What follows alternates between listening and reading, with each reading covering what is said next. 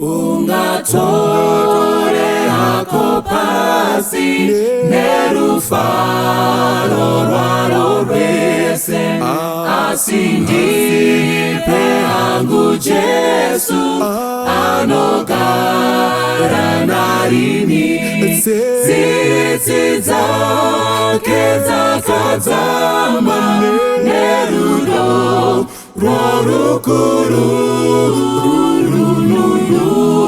rorakakomba chidzidzo cheupenyu ungatore hako pasi undipe hangu Jesu anondinyaradza mweya naye ndinozoimba tsitsi dzake dzakadzama nerudo rworukuru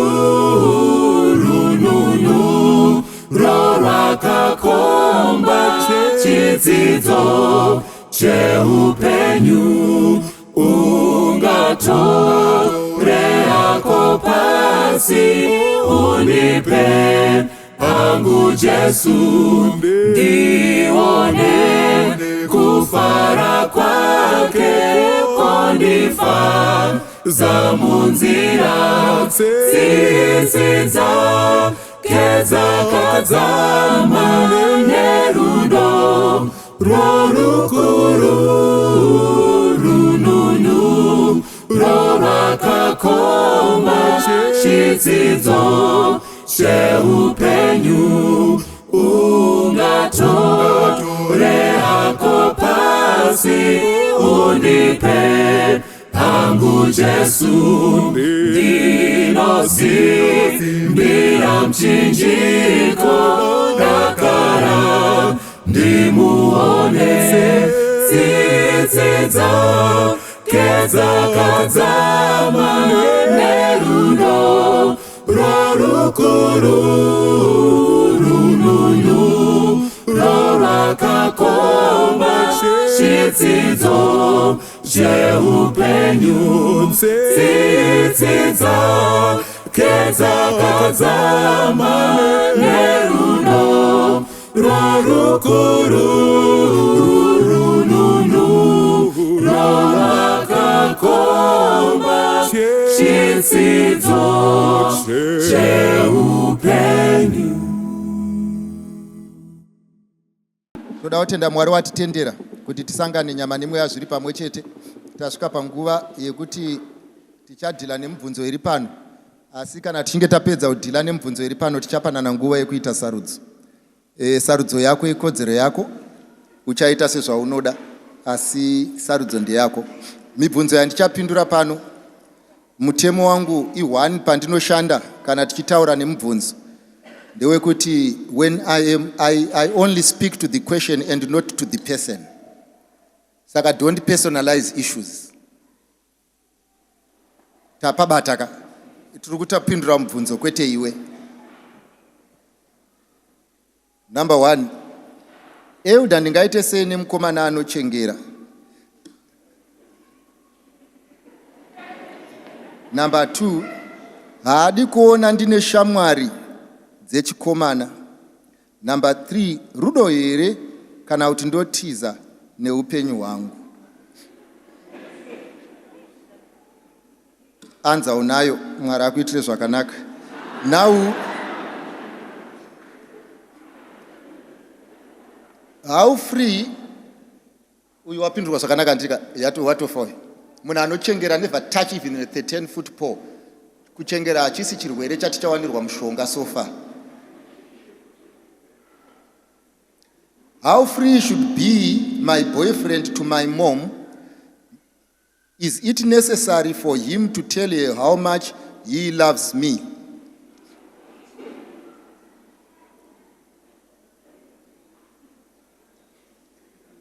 Now, izvinodhibena noti mai vako vane murume here. Handiti kana vane murume havasirivo vari kutsvaga mukomana. Let no man think By being a friend to my mother, then you have bought a ticket to my heart. I am the first client. Yes, my mother should be contented, but she is not all. Kuti wazofota uchifonera mai vangu uchivaudza kuti handisi kumuona, achandida anga achindipopotera, unonorora ikoko.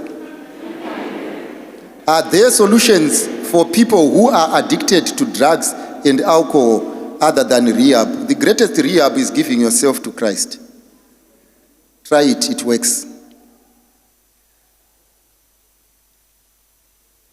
Society has marriage expectations for us youth.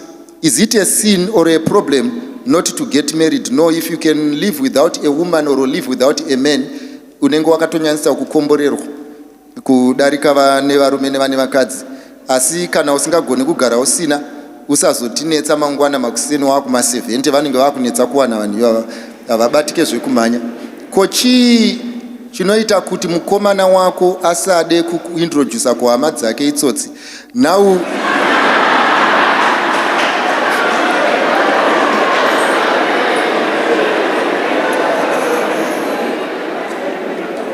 in my district, rega ndisiye kuti ndekupi, I have failed to find a suitable man for me in the church who is committed. What advice can you give?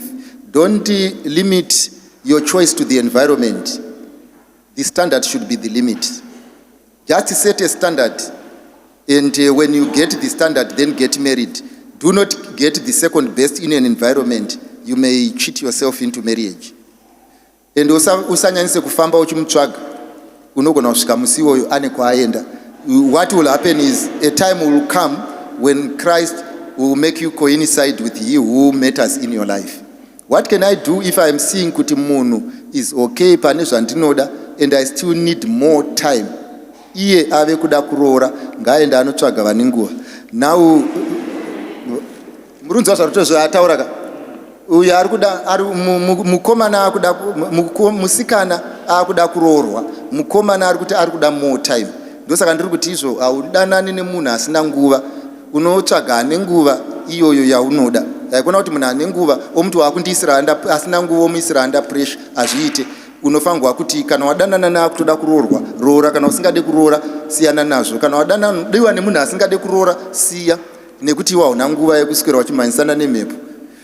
I am 23 and I have had two relationships. Dzakapera idzi ndikambomira akambopaka bhazi rake uyu. Now it's 7 months. My friends think I am bitter, of which I don't think I am. Nenguva yese yandinayo ndodi kuti ndive munhu akanaka.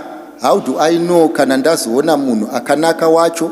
Honestly, vakomana vandinosangana nawo vangori after things which I cannot offer. I'm happy for you, young lady. At 23, you have made a very good choice kumira and be sober. This is the greatest thing that you have done to yourself and the greatest favor that you have done to yourself. Number 2, panyaya wabvunza yekuti izvo vakomana vanogara vachikupfimba vanenge vachida kurara newe. It could be, this is my own whatever. It could be you are operating in a very wrong environment where people are expecting what you do not offer. Change the environment. Number 2, you may be presenting that which they think you are selling. Yeah, fine. Just seeing potential relationship, ndodi, my friend, you don't assess potential kusvika wadzvara. Kana modzi yako isina kudzvara, usafamba uchifunga kuti pane ari kukuda, hapana ari kukuda, unopfimba musikana oti ndokuda. Also, that assessment of potential without saying the thing is foolishness. Is there any problem to marry a person who is not of your same faith? Apana problem pamusana pekuti you are not a person of faith. Number 2, how do you know that this person I am dating is my soulmate? There is nothing like a soulmate. Hakuna chinhu chinonzi soulmate. It is an idea that was created by authors to sell books. The Bible says that the first person you sleep with is the one that God considers your wife. vhesi yacho handisati ndaiwana, saka handikomende pazvinhu zvapana izvozvo, handiti handizive. Unogona kunge wakaverenga vhesi zvisiri izvo, saka tinozonika. Cheating and infidelity, is it the only reason in the Bible that is listed as a reason for divorce? No, muBible handisati ndamboona reason for divorce.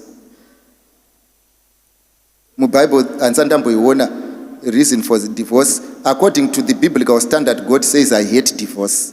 Saka muBible there was no reason for divorce. Asi Jesu anozoti izvo. Jesu akabvunzwa mubvunzo nevanhu vakanga vakatodivorce. Zvikanzi nhai Ishe, whatever vachitaura nyaya dzisina musoro, handiti tireseka. Jesu ndomva azoti izvo. Akavasika pekutanga akanga vaita murume nemukadzi. Therefore what God has joined, let no man put asunder. Asi nekuda kwokuti vanhu vakanga vamubvunza vakanga vakatoramba kudaro, ndokumva achizoadresa ivo akamba ati, asi kwamuri imimi, kana makarambana nevakadzi venyu nekuda kwedzimwe nyaya dzisiri upombwe, imimi mukarovora muri kuita upombwe. Zvakanga zvitaurwa naJesu ndezvekuti the reason for remarriage is adultery.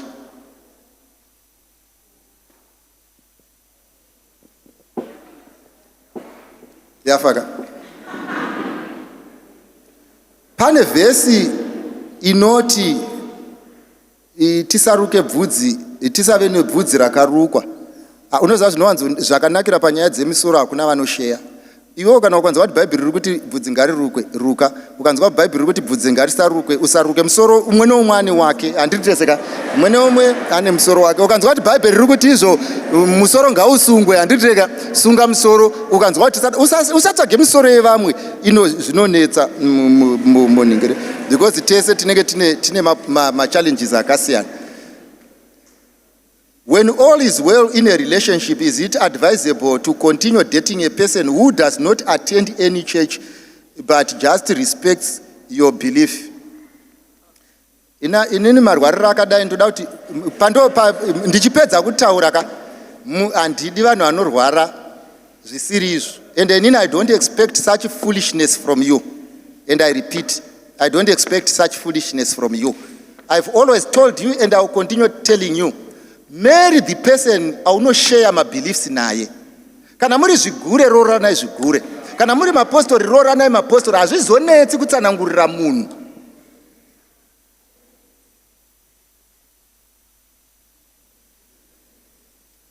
Iwo wakazombosvika sei pamunhu wekubhawa? Iwo uri kuti vanhu vekubhawa vanozoita sei kana watora vanhu vavo? Ndiri kubvunza mubvunzo kuti kana iwe watora vanhu vari kubhawa vakatomirira vada kuroorwawo, iwewe wekuchechi unotora vanhu vavo, vamwe wasiya, uda ivo vanozoita sei?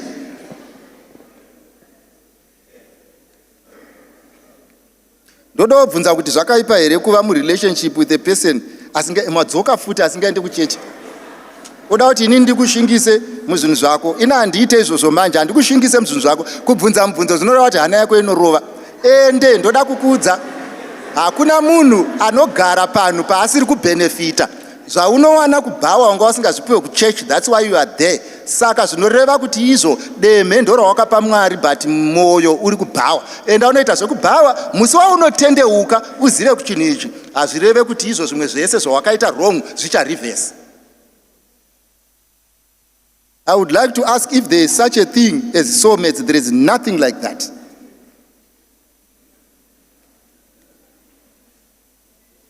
Cheating and infidelity is the only reason in the Bible that is listed as a reason for divorce. Uyiwadzoka kepiri.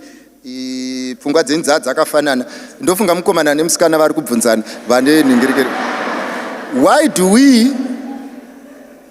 do you as Adventists don't dance in the church? Handizivi kuti pana akanzi usatambere. Kana pana ane kuda kutamba taita sei yako tamba, hapana mutemo unotirambidza kutamba. Is it a good thing kudzokerana ne-ex girlfriend yako or ne-ex boyfriend yako?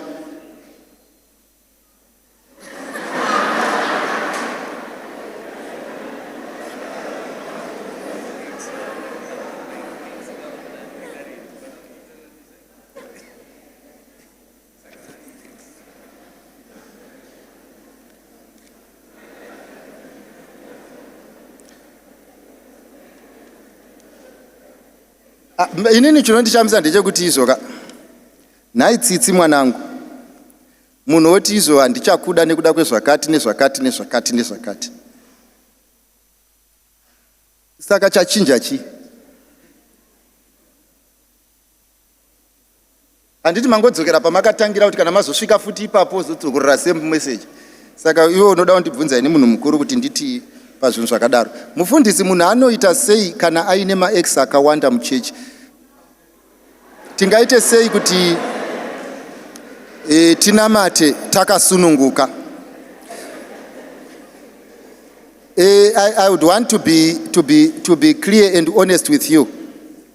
This is a challenge for the church. This is why manzwa chitaurwa kunzi zvenga zvakanaka is to date just before you marry. Pamusana pekuti izvo kuita vakomana vakawanda vawakarambana navo muchechi zvimhingamupini, ende chechi dzenyu dzichanetsa kupinda pamusana pekuti you can jump from one jurahole to the other. Saka tinenge tisingatarisire kuti izvo pamunosvika pakuroorwa unenge watove ne6 kana 7 relationships dzemunhu ane brain dzinopanana moto. Kana wanga wasvika ikoko urifanirwa kubhabhatidzwa uise chitsikwa chitsva utangise, because upenzi hwako huchakuteera mberi. Hamunonamata sei makasununguka vanhu vese vari magirlfriends ako?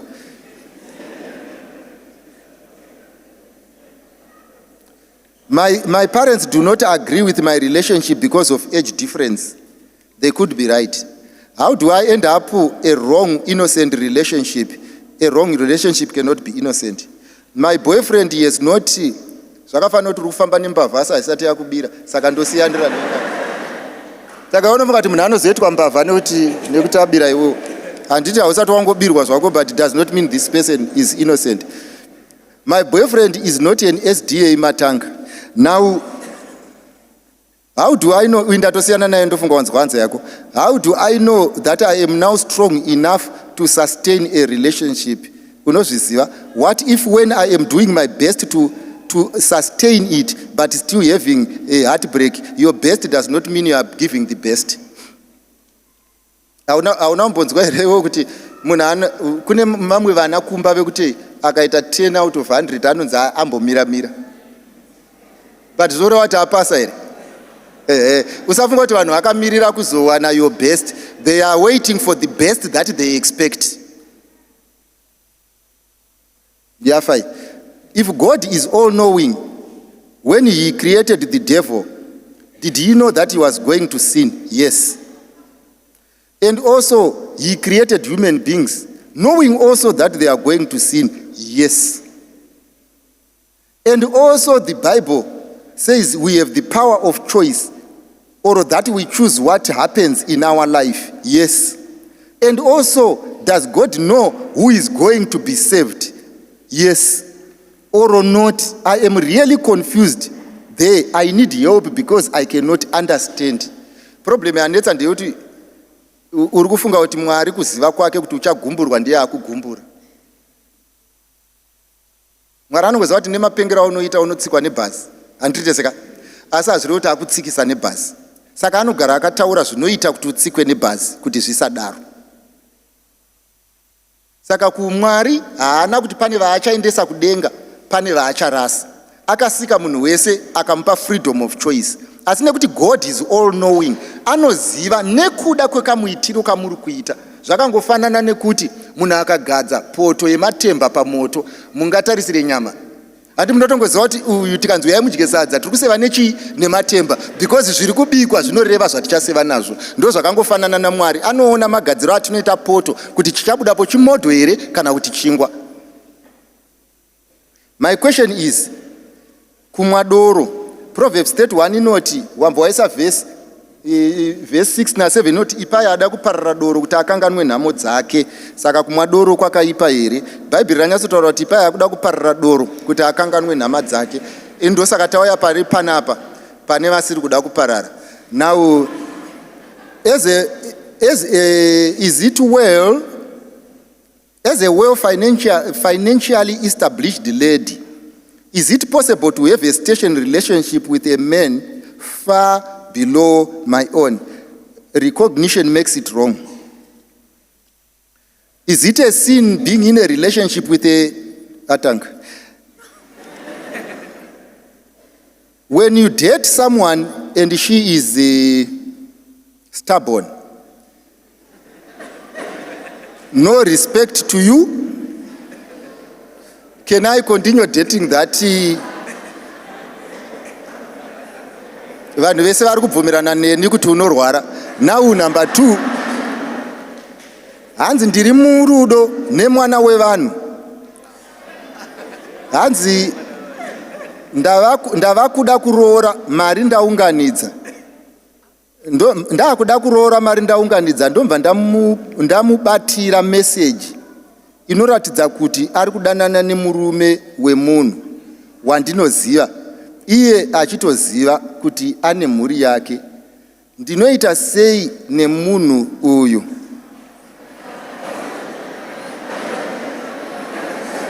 Inini hangu handina problem newe. Chandingangoda kuudza mwanasikana wangu ndewe kuti ari kudanana nebenzi. Now unoti which verses may narrate that beer or substance or alcohol is not good in the Bible, so that you may help us. No problem. Ane mubvunzo uyo ndione tiavhure tiri tese mavhesi acho nekuti anoda tsananguro. Asi arimo kwete 1 akati one day. Is it as valuable for one to engage in a relationship while they are not financially independent? No, munoziva kuti havasi kuti dananai maane mari. Vari kuti dananai when you can sustain the relationship. If the people you are dating are after money, do not date when you have no money. Ndofunga yafai. Now zvafane kuti izvo unotora pfambi kubhawa ozoda kuipeya neexplanation. This question is based on do we really need to start something when all parameters are in place? Yes. Or we can start something and catch up with other things? No. Like per point here relationship, the president highlighted that don't engage into a relationship when you don't have all things. No. Not when you have all things. At when you have the stuff that sustains the relationship. So when you are dating someone who wants to get married tomorrow, you must be prepared to marry tomorrow. Those are angotaura. Not everything mota chichi ayo anaombodaro. Saka vasina mota munogona kupfimba. Vane dollar munogona kupfimba. Asi usapfimbe munhu anotarisira zvinhu $2 because unofunga kuti she is asking for too much when you have too little. I'm in a relationship with an Adventist guy who is God-fearing. Thank God for that. I used this term because he tries his best to be God-fearing, so he's not God-fearing. And I try to. Vari murume imwe chete mukomana nemusikana hanzi tiri kutraya tiri muno kuve God-fearing. Unobva waziva kuti vari kuitei imomo. The problem started when we both made a mistake of being together alone. Muri kunyasobata ndoita kunge ndoprofita but hatitomboprofiti kana ka1. Unobva wanyatsoona nyaya yacho yese inobva yabuda pachena. And we were together in one room.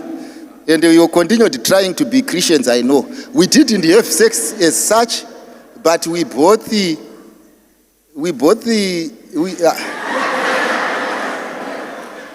Tsitsu yapano ndoda kuti ndudze pakadzija.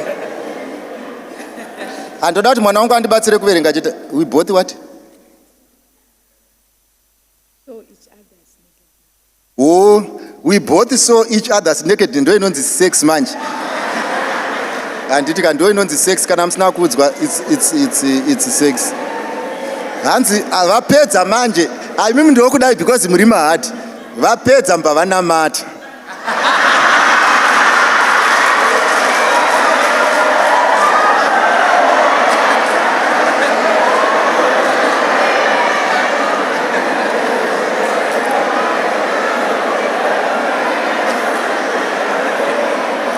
ende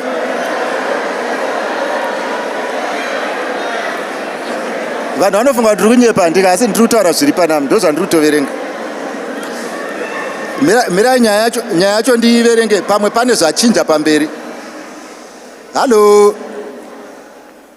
hanzi takanamata tikakumbira Mwari regerero, ende vadzokerera zvikanzi we try so hard to avoid same sin, but it keeps happening. We love each other and we want to do the right thing. All I can tell you is the right thing is to go your separate ways.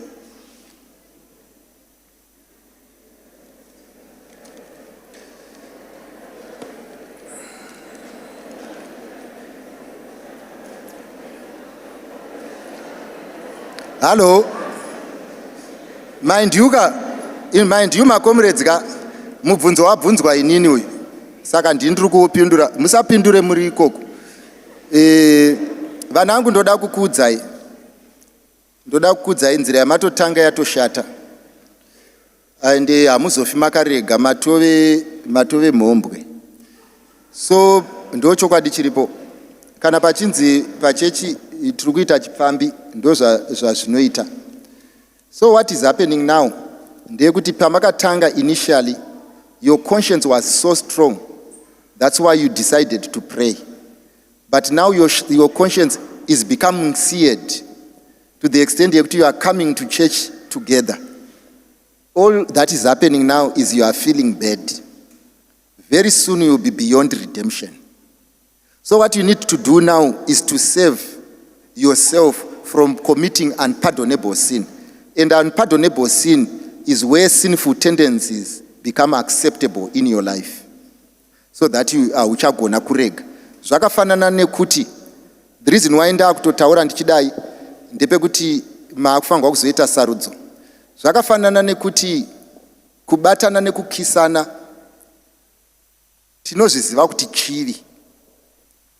But the reason why you can confidently come to church uchiita izvozvo pamusana pekuti your conscience has become seared and it has ceased to be sin, and you are putting yourself beyond redemption.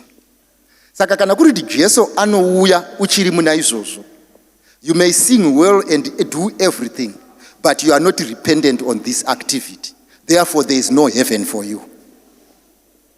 Saka vanhu vanogona kukunyeperai vese vakagara vachikuudzai kuti izvo no, hamusati masvika. Jesu anototi vanhu vachibvunza nenyaya yeupombwe, Jesu anototi ani nani aona mukadzi akafunga kurara naye aita upombwe, zvino afunga akanzi aita koabata.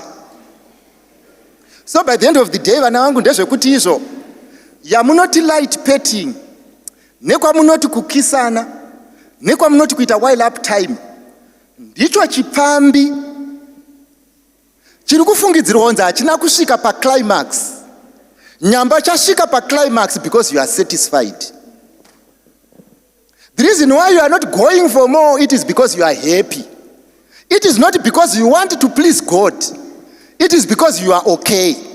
Asi dambudziko rapo manje nderekuti neuokei hwako Mwari agamuchire chipiriso chako. Ende inini manje handina kuya panapa kuti muite shamwari dzangu, shamwari ndinadzo. Ende handina kuya panapa kuti mundide, vanondida vatoriko. Ende handina kuya panapa kuti ndikubhabhadzirei. Handina kuya panapa for the likes. I have come to tell you life. Life ndeyekuti kudii. Jesu anoti izvo kana muchida upenyu, come unto me and I give you life abundantly. And inini, the reason why I came here, I wanted to tell you, ndeyekuti izvo, any relationship that is based on emotions, when the emotions are gone, you will see that the relationship will not work for you.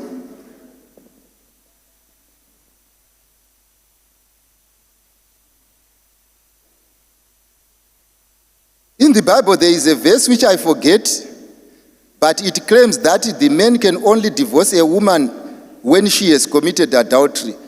Taitsanangura. What if there is more challenges, like she can always the things or whatever, all right. We are kutaura nenyaya yekuti izvo vanhu vanogona kurambana here neabuse, vanogona kurambana here nezvimwe zvese. Yes, vanhu vanogona kurambana nezvimwe zvese. Bhaibheri rinoti izvo, asi kana muchinge marambana hamutenderwe kuroorazve. Saka iwewe ukanotenhera mombe yako mudanga ikakutunga, Mwari haazonzwi tsitsi otenderwa kuroorwa kana makarambana nemhosva isiri yeupombwe, kunyangwe akazopomba masiyana. Haini chishona changu inini. Mabata zvandiri kutaura ka. Imi simukai muye muri vaviri. Inini zvandotaura ndezvechokwadi. Kana dziri nhematsitsi anondiudza mwana wangu. Uyai muri tu iwe mukomana nemusikana. Muri wechopazi. Imimi ava vaviri ava vakadanana. Uyo akaroorwa naabuser wake. Marriage ikaita part kana split nekuda kweabuse. Bhaibheri rinoti uyu haachatenderwi kuroorwazve pamusana pekuti relationship haina kubreaka nekuda kweupombwe. Handiti zvozoka. Asi uyu akazoenda mberi akanorora, hazvirevei kuti iwewe waakufanirwa kuroora because wacreata condition yeupombwe kuti iwe uroorwe.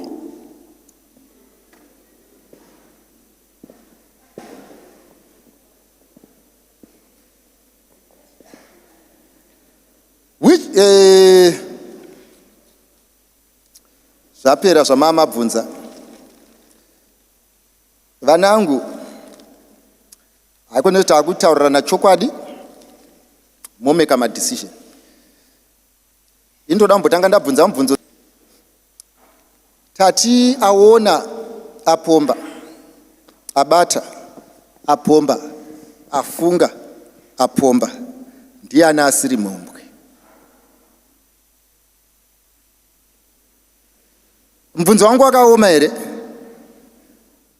Hapo Jesu anounganidza vanhu vese pamberi pake, tinomira senyi murutongo rwemusi mukuru uyo, achaunganidzira mapfunde asiya novisa undio, tinomira senyi murutongo rwemusi mukuru uyo, achaunganidzira mapfunde asiya novisa undio, tinomira senyi murutongo rwemusi mukuru uyo.